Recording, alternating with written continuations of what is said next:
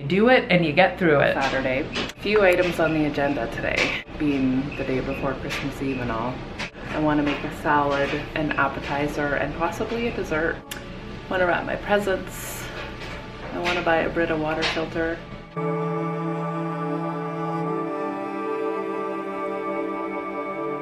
I'm listening to a really good podcast, Insights at the Edge.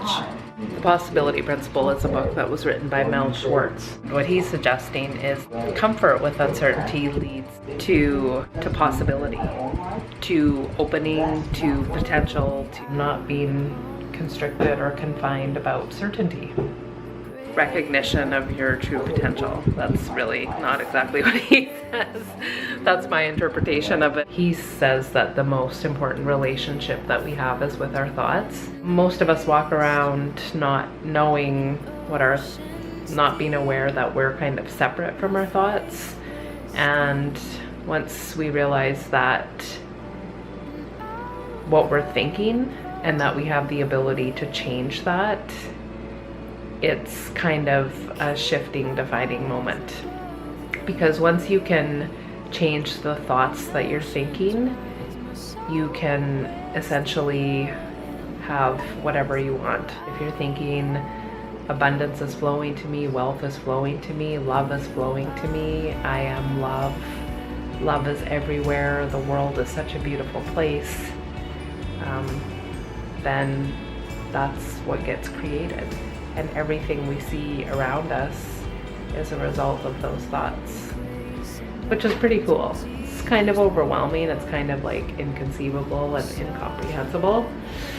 But as we round out a new year here, and if we can learn that truth and practice it as often as possible, 2018 could be pretty freaking big. And I think it's going to be.